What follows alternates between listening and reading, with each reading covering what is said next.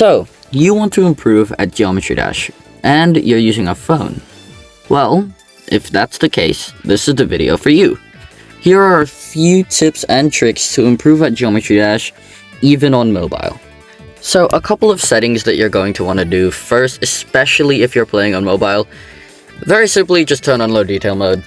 It's just going to increase your FPS by a lot, and it's something that I think every player should try and do. Now, onto the actual tips. Number 1, try your best to complete every single main level. Every single main level in this game is a goal, and it also teaches you something. Let's just go over this for now. Stereo Madness is a tutorial level.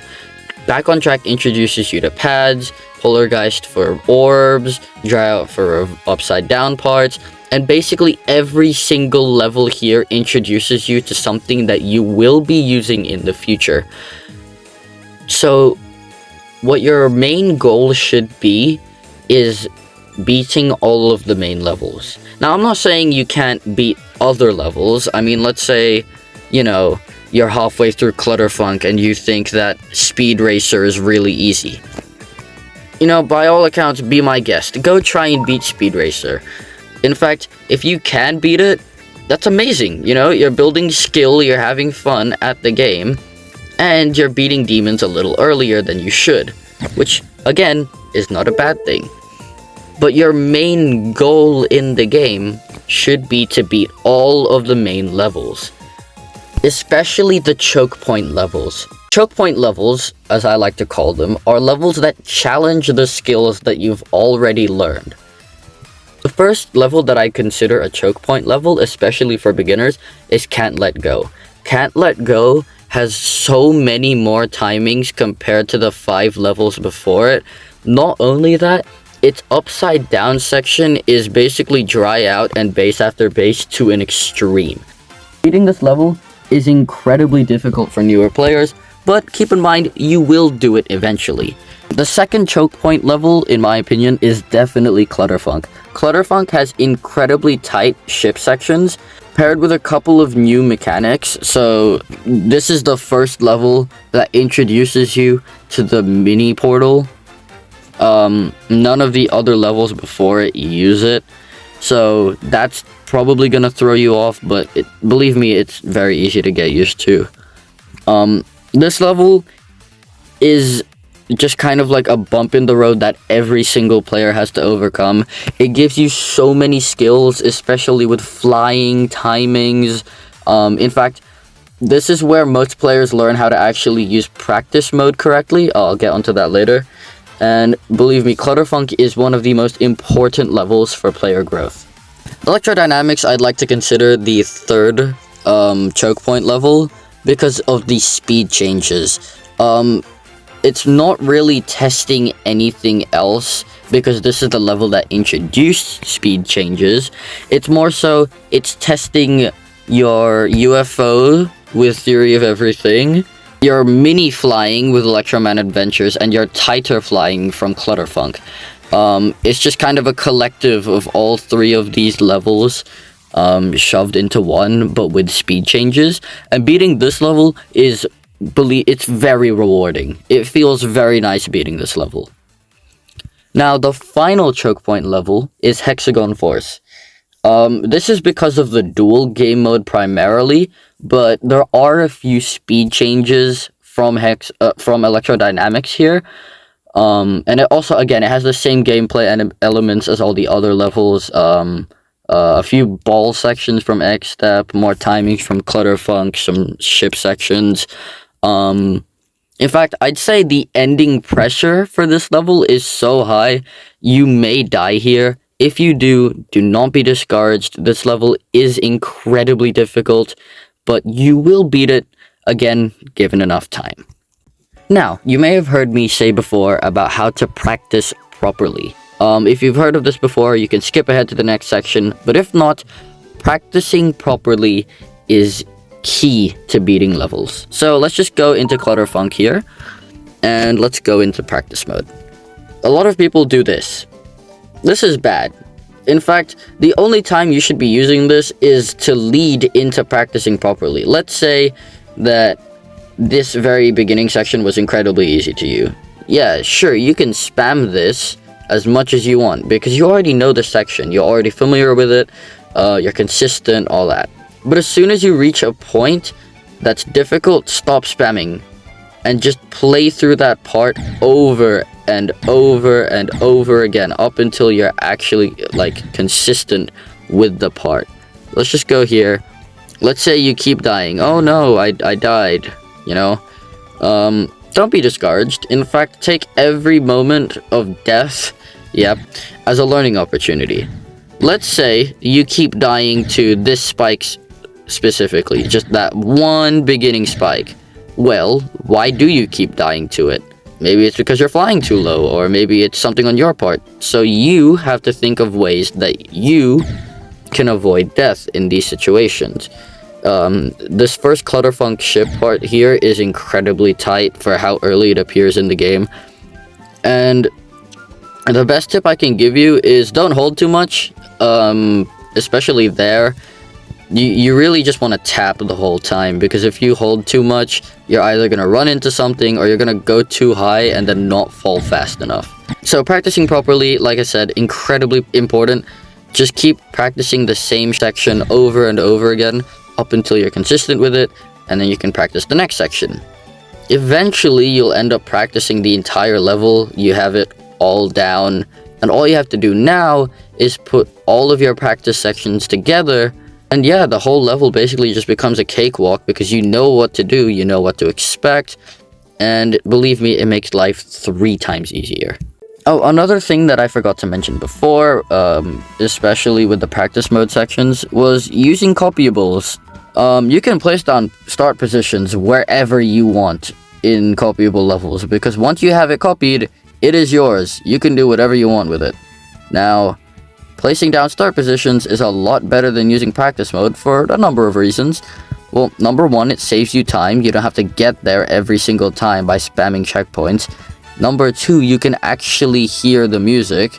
Most levels in this game sync to the music, so being able to hear it is definitely very helpful. And number 3, it's just nice to be able to go into the level at any time and practice a section that you feel is difficult. And you can have multiple copyables of the same level. You could have Clutterfunk's first ship section, the ending section.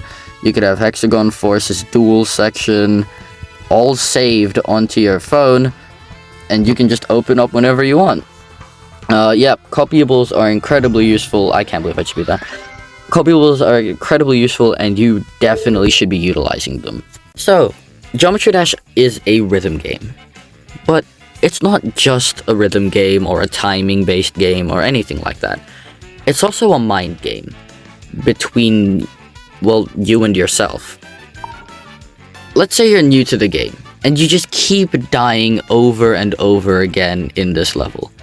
Eventually, you're gonna have to ask yourself, why? Why am I still playing this level?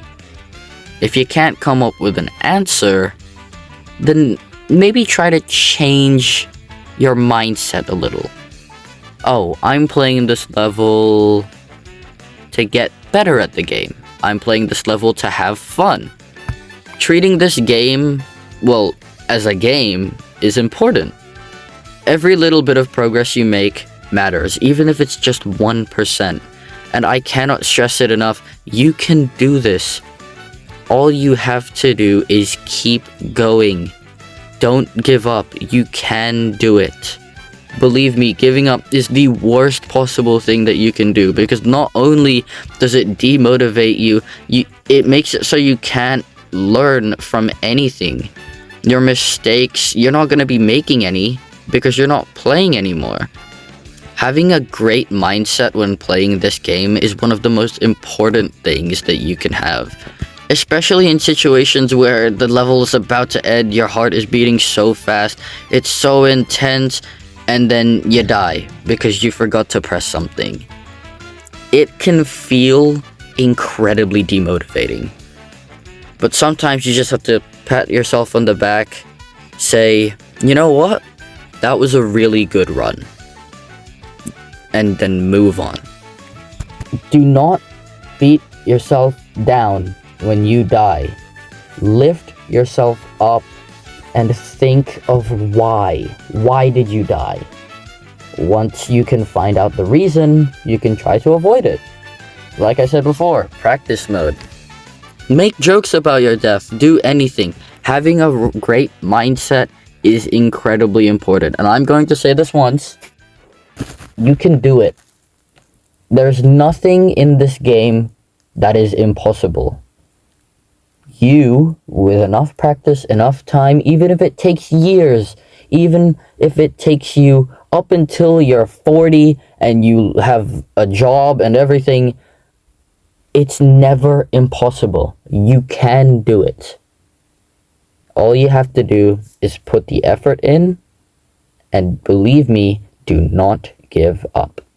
Now, another thing for people who are playing on mobile, I just want to remind you all that you are playing on mobile. You can bring this game anywhere. It is unbelievably versatile compared to most PC players.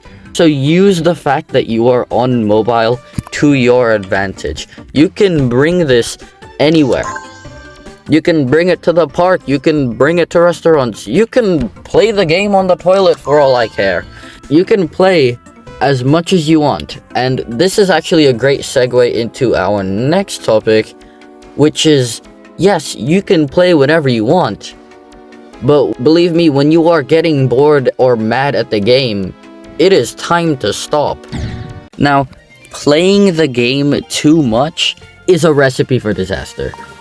I know I said before not to quit the game, but that doesn't mean don't take breaks. Taking breaks, gathering your thoughts, even if it's for months, as long as you return to the game, that is all that matters. Taking breaks and actually, staying away from the game for a little while can actually really help. Because, let's face it, you're probably already pretty decent at the game. The only thing that's really stopping you is either you're getting annoyed at the level, or you feel like you're playing worse at the level than you normally have, or that the level is just such a big challenge for you.